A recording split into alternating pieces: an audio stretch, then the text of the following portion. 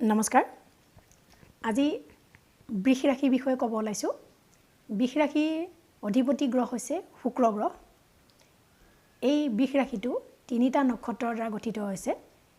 কৃতিকা ৰোহিণী আৰু মৃগশিৰা নক্ষত্ৰ এই ৰাশিটো এটা যুগ্ম ৰাশি হয় আৰু ইয়াৰ তত্ত্ব হৈছে পৃথিৱী তত্ত্ব মানে ই এটা পৃথিৱী তত্ত্ব ৰাশি হয় এই ৰাশিটোৰ যিসকল লোক আছে বা যিসকল জাতক জাতিকা আছে তেওঁলোক শান্ত স্বভাৱৰ হয় সৌম্য স্বভাৱৰ হয় ধৈৰ্যশীল হয়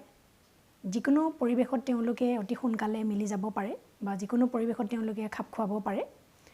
আৰু যিকোনো এটা কাম তেওঁলোকে হাতত ললে সেই কামটো তেওঁলোকে নিষ্ঠা সহকাৰে কৰিবলৈ চেষ্টা কৰে আৰু তেওঁলোকৰ কামটোৰ এটা কনসিস্টেন্সি থাকে মানে তেওঁলোকে সেই কামটো শেষ নোহোৱালৈকে সেই কামটো কৰিবলৈ বা কামটো সম্পূৰ্ণ কৰিবলৈ তেওঁলোকে যত্নপৰ হয় আৰু তেওঁলোকে সদায় প্লেনিং কৰি কাম কৰিবলৈ ভাল পায় আৰু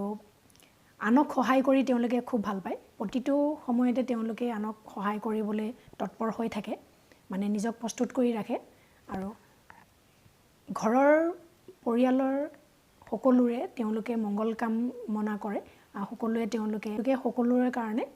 ভাল কাম কৰি যাবলৈ বিচাৰে পিতৃ মাতৃৰ লগতে আত্মীয় স্বজনৰ কাৰণেও তেওঁলোকে মানে ভাল কাম কৰি যাব বিচাৰে তেওঁলোকে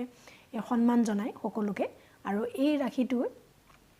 গুৰুৰ প্ৰিয় মানে শিক্ষা গুৰু দীক্ষা গুৰু যিসকল গুৰুৰ পৰা তেওঁলোকে শিক্ষা গ্ৰহণ কৰে তেওঁলোকৰ প্ৰিয় হয় এই ৰাশিটোৰ লোকসকল এই ৰাশিটোৰ যিসকল লোক আছে তেওঁলোকে সদায় নতুন নতুন বিষয় শিকিবলৈ আগ্ৰহী হয় বিদ্যাৱান হয় জ্ঞানী হয় মধুৰভাষী হয় আৰু মৰমীয়াল হোৱা দেখা যায় এই ৰাশিটো সাধাৰণতে সৌন্দৰ্যৰ প্ৰতি তেওঁলোক মানে অলপ সচেতন হয় সৌন্দৰ্য প্ৰিয় হয় আৰু লাক্সাৰিনেছ বা এটা মানে ফাইনেন্সিয়েল ষ্টেটাছ তেওঁলোকে এটা মেইনটেইন কৰি ৰাখিবলৈ চেষ্টা কৰে সদায় আৰু এই ৰাশিটো সদায় কোনো দিনে মানে ফাইনেন্সিয়েল ক্ৰাইচিছত তেওঁলোকে নুভুগে তেওঁলোকৰ বেকআপত কিবা এটা মানে থাকে তেওঁলোকৰ হেতু কাৰণে এটা শুভ গুণ হয় আৰু এই ৰাশিটো লোকসকলৰ স্বভাৱৰ কাৰণে সুন্দৰ তেওঁলোকৰ সৌম্য স্বভাৱৰ কাৰণে শান্ত প্ৰকৃতিৰ কাৰণে এওঁলোকক সকলোৱে মৰম কৰে শ্ৰদ্ধা কৰে সন্মান জনায় আৰু তেওঁলোকে যেনেকৈ বেলেগক সহায় কৰিব বিচাৰে তেনেকৈ বেলেগেও তেওঁলোকক সহায় কৰিবলৈ বা সাপোৰ্ট কৰিবলৈ এই প্ৰতিটো সময়তে আগ্ৰহী হোৱা দেখা যায় এই লোকসকল সাধাৰণতে এগ্ৰিকালচাৰেল ক্ষেত্ৰত আগবাঢ়ি যোৱা দেখা যায় আৰু কালচাৰেল সেক্টৰত আগবাঢ়ি যোৱা দেখা যায় যিসকল সিঙ্গাৰ থাকে বা গায়ক থাকে বা মিউজিক কম্পোজাৰ থাকে তেওঁলোক এই ৰাশিটোৰ লোকসকল অধিক হোৱা দেখা যায় কণ্ঠ সুমধুৰ হয় তেওঁলোকৰ কণ্ঠ সুমধুৰ হোৱা কাৰণেও মানুহৰ প্ৰিয় পাত্ৰ হয় সকলোৱে ডাঙৰ সৰু সকলোৱে এওঁলোকক মৰম কৰে বা শ্ৰদ্ধা কৰে বা সন্মান জনায় এই ৰাশিটোৰ লোকসকল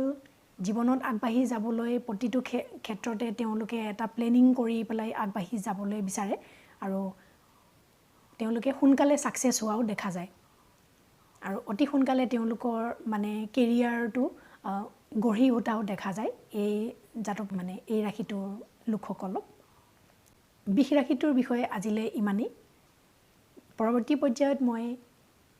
ইয়াৰ পিছৰ ৰাশিটোৰ বিষয়ে ক'বলৈ চেষ্টা কৰিম আপোনালোকৰ যদি হৰস্কোপ দেখাবলগীয়া থাকে বা কুণ্ডলী চাবলগীয়া থাকে বা কিবা প্ৰশ্ন থাকে জ্যোতিষৰ বিষয়ত আপোনালোকে মোক প্ৰশ্ন কৰিব পাৰে কমেন্ট বক্সত বা আপোনালোকে মোক ফোন কৰিবও পাৰে আজিলৈ আহিছো ধন্যবাদ